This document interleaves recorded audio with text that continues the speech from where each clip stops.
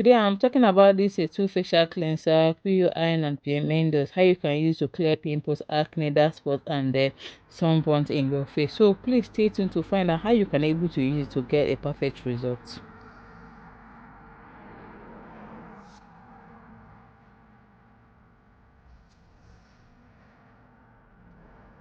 Hello, welcome back to my channel. So today I'm talking about this pigmentos facial cleanser and eye facial toner. This eye facial toner is not concentrated, so while using this eye facial toner on your face, you will not see anything different. Your face will just remain the way it is. I'm just telling you the facts, so I'm not trying to make it like as if it's going to lighten or do anything in your face. No.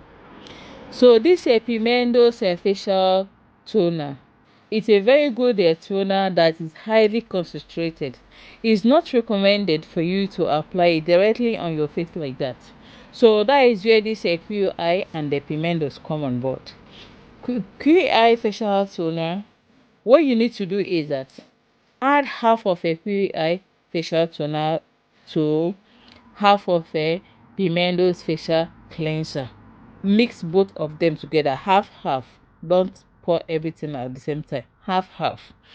Then use it to wipe your face morning and night.